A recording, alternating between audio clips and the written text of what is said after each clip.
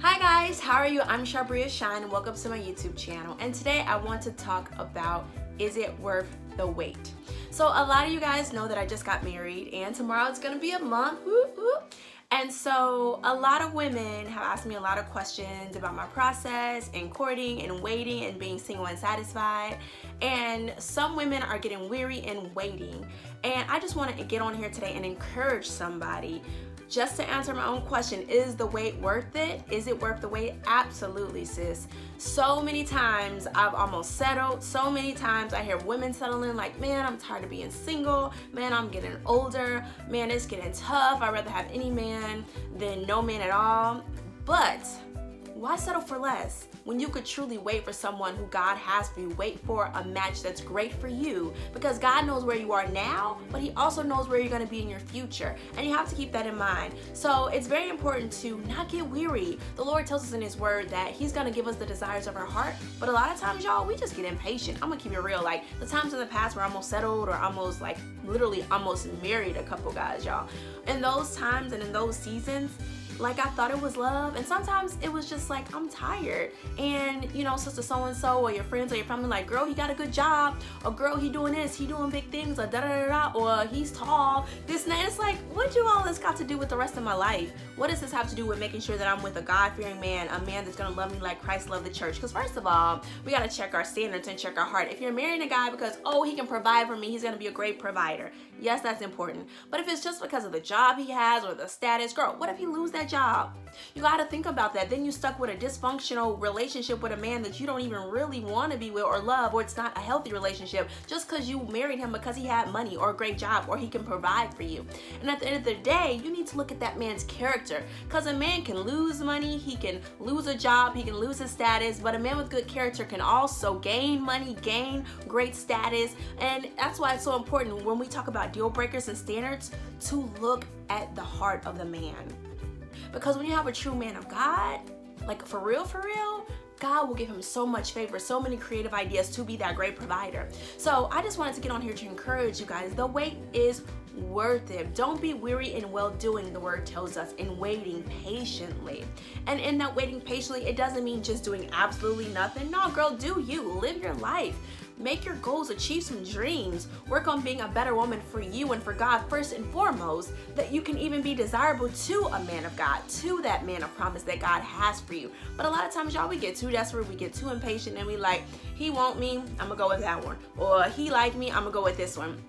Knowing doggone well that ain't the man that God sent for you, but you just tired of waiting. And then you settle only to be heartbroken and disappointed when something don't go right. Then you want to blame everybody else. You want to blame God. Why am I so unlovable? Girl, you lovable, but you need to sit down a minute and just wait on the Lord. Now, that ain't easy all the time, but as you continue to give that self to the Lord, get closer to Him, spend time in His Word, get busy about your own life and making sure that you're whole and fulfilled as a woman, then it will get easier day by day. And I always have people ask me, how did you become single and satisfied, sis? How did you do it? How did you wait? How did you love your life while you're waiting for your king to find you? Well, it was a process, y'all. It didn't happen overnight. It wasn't just like, today I'm single and satisfied. I love my life. I am single. I am thriving. Yeah, I'm in my 30s. I ain't got a man. Don't know a man. Da-da-da. No, it was a process. Day by day, I'm like, no, I'm not settling for less anymore. So when guys tried to talk to me, that I knew, because sometimes before they even say hello, you know.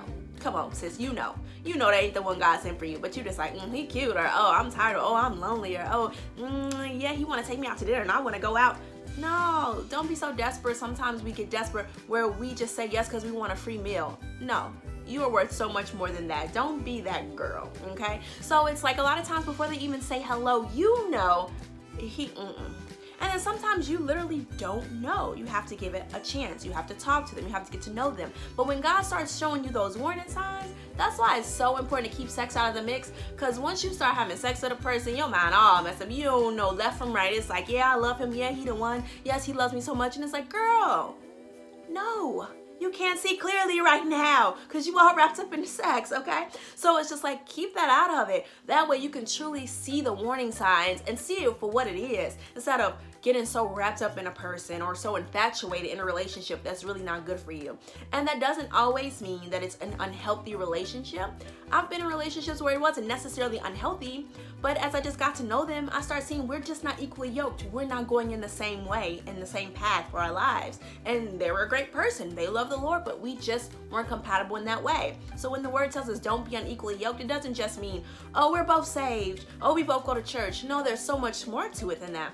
There are a bunch of men in church that may be saved, but you're still not compatible with that person, or you're unequally yoked. Maybe you believe, that it's so important to speak in tongues, or maybe you believe something else and they're not into that. That doesn't mean that you have to not be with them for that. But if that's your deal breaker, if that's something that's important to you and you've taken that before the Lord, then wait on it, right?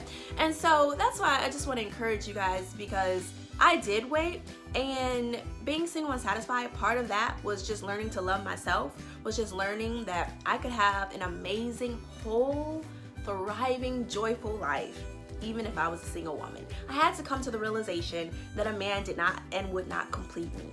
And I'm so glad I came to that realization. I'm new in this game of being married. But however, if I came into this thinking that he could complete me, oh my God, would I have already had sad days. Days when maybe he's struggling with something, or he may not be his bubbly self or excited about stuff, or he's, maybe going through something. If I was looking at him to fulfill my joy, oh my God, I'd already be sad. Because we can't look to another human being, no matter who it is. Obviously, we know we bring joy to each other's lives, friends and family and a spouse, absolutely. But they're not always gonna be on point, just like we're not always on point. And we have to give each other that room to have bad days and not be perfect, because none of us are. But that's why we have to serve a perfect God. We have to go to him for our fulfillment, for our joy, when we're sad, when we're depressed, when we're lonely. And of course, it's good to surround yourself with godly people, fun people, people that are gonna build you up, and link arms with them to help you get that to that single and satisfied point. And that's some of the things that I have explained in my book and in my blogs about creating that surrounding, or that tribe of people that are going to help you do life, right? As a single woman. However, you cannot look to another human being for your happiness, your fulfillment, or your wholeness, or your joy. You're going to always be struggling, sis, and coming up short if you're doing that. And I had to learn that in my singleness. And I also just had to learn that, again, that wholeness, that fulfillment, that peace comes with my relationship and in my relationship with Christ and Christ alone. Point blank, period. I had to get through that. I also had to get past the shame and the embarrassment of, girl, you still single? What's up with you? What's wrong? Like, you don't go out with nobody, or you're not dating nobody, or girl, you cute, or you successful, or you got a good career. Like, what's wrong with you? I had to get over that, because it didn't matter about any of those things. The point of the matter is, no matter how people perceive me, I still don't have a man. And yes, I was getting older, and I couldn't be ashamed of that. It was okay to say, I'm gonna wait on the Lord. It was okay to say, y'all, I'm good with being single. And sometimes I had to fake it till I made it. I'm not gonna lie to y'all. Sometimes it was harder than others, because I would get tired of people asking me, like, hey, when are you gonna date? Or people just throwing anybody to me, like, girl, go out with him, just like I was a charity case. And I got so tired of that, y'all. I'm like, no. Now, yes, if it's somebody that is truly a prospect or truly shows some promise, but if it's literally just because they got a good job, or because such and such auntie just trying to hook you up with so and so, no, like, you got to go to the Lord about that. And it's nothing wrong with going out with a person to get to know them, talking to people. I mean, because how else will you get to know them or know if you're equally yoked or not? But there is a difference when you know you're in a place where you're desperate and you're gonna settle. And there was a time where I knew, like, man, I'm feeling vulnerable right now, so maybe right now isn't the time that I need to be going out with these randoms, because I'm feeling vulnerable. But you have to be true to yourself. And one thing I can say about myself, I'm very self-aware. I don't make excuses for myself. If anything, I'm very hard on myself. So when I was in that mode, I'd be like, girl, right now you desperate. Don't go out with nobody. You need to just chill for a minute. And I knew that about myself. And I had to give that longing, that loneliness, and that desperation to the Lord in prayer, in Bible study. And people like, I don't want to do all that, but then you don't want to be free. You don't want to be whole, because that's what it takes. I had to surround myself with godly people, going to church, getting in that word, praying and praising when I wanted to cry and scream because I hated my life. Like, it takes a place of boldness and desperation for the Lord to get free, to get to that point where you're like, I don't need no man, I'm good. If God sends one, amazing, because that's my desire. But if I don't get one, okay, because I know that God loves me and I have a purpose with or without a man. I can be successful and enjoy my life and fill it with other people that are important to me, with or without that special person in your life. So I just want to say, the wait is so worth it. Don't give up on the wait, y'all. Don't start just randomly settling because you're lonely or you're tired. I get it. I understand. I know that the struggle can be real, like everybody's saying, but God is realer. Like his power for real, y'all, helps me so many times, so many years where I felt insecure, where I felt unlovable, where I felt straight ugly, like dang, ain't nobody checking for me, but God was hiding me. Like God was doing something in my life and it was bigger than me and bigger than just me being married or being with somebody. And I'm glad I had to wait, because the woman that I am now was not the woman that I was when I first started the Single and Satisfied movement. And I'm grateful for that. I'm so much better prepared for marriage. And of course, you're never gonna know everything before marriage. A lot of stuff you're gonna learn while you're in it, but at the same time, you do want to develop your character. You do want to develop some areas in your life, some weak areas while you're a single woman. You do want to work on those things, and that's a great thing. And I'm so grateful for my single season, and I don't regret any of it. And I'm so glad for the lessons I've learned, for the way that God just pruned my heart, just broke me in certain areas, had to tear me down to build me back up. Yes, sometimes God allows you to be broken to build you back up, because sometimes we have all these superficial ideals of who we should be, how we should be, the type of man that we should be with. And in my mind, the vision of who I thought I was going to be with is, well, before the movement, was not my husband that I'm with now. It was some superficial thing. And then once the Lord started showing me truly what a godly man is, truly what I should desire, my desires changed. Also, y'all, do not be like, oh, this is not what I envisioned in my mind, so I don't want to be with him. Sometimes we miss out on the blessing of our lives because we have a certain type as far as looks and all the superficial things. So you got to have this kind of job. You got to make this kind of money. Yes, he should be able to provide. But girl, man, I've seen so many women miss out on amazing men because they had these preconceived notions of who they wanted to be with, or how he had to look, or the amount of money that he should make. Yes, have deal breakers and standards. My standards were real high and God blessed me with what I desired, but they weren't superficial. Okay, and so you got to check your heart, check your motives, and really ask the Lord, show me how to set these deal breakers and standards. Okay, and we're gonna work on that. I'm gonna do some videos, some work with you ladies, single ladies, that we can work on how should we come up with our deal breakers and our standards according to the Lord. And they're gonna be different for everybody. There is no formula, but the Lord will impress upon your heart. The Holy Spirit will lead and guide you, and some things will be negotiable deal breakers that once you meet a person, I'm like, okay, that's not as essential. And some things are like, no, this is my stance, this is my beliefs, and this is what I desire. And there are certain things that I did not like, I just stood on it. I did not go back or shrink back on those desires. And some things could have been negotiable, but God still just blessed me with the desires of my heart. For example, I ultimately desired someone who had never been married and who had no children, because I have no children and I have never been married. Yes, I'm in my 30s, and I always heard, girl, you ain't gonna be nobody like that being in your 30s. Ain't no men in their 30s or 40s that they all been married or they have kids. Now, granted, most of the men that I met, that is true, but I didn't limit God. Now, was I so like snobby about it? Like, if he had one kid, I don't want him, even if you send him, Lord. No, I wasn't like that, but it was just a desire in my heart. And that's why you can't listen to other people, because as impossible as people thought that was, that's exactly what I have today. And if I would have settled or been like, oh, they're right, or gotten afraid, or thought God wasn't going to come through, or thought my wait was in vain, I would have married a bunch of men. Because men tried to marry me in the past, but God showed me. And there were some warning signs. Some of them I ignored until I crashed and burned. Some of them I saw and I heeded to the instruction. But then there was that long 10-year season where nobody was checking for me and I didn't. Well, people were checking for me, but they were counterfeits. They weren't the ones that I knew God sent. They were distractions. So it's like in that 10-year period though, no, I felt like none of the good guys were finding me, the godly ones, the real ones that were for real about God. And so in that time, it was a struggle. But man, that's why we have to trust God with the wait. The wait is worth it. Don't allow the enemy to lie to you, girl. Don't allow the enemy to say you need to hurry up and just settle. Don't allow the enemy to have you just going out with randoms and staying in a relationship though you know is dysfunctional, or you see the warning signs but you just want a man.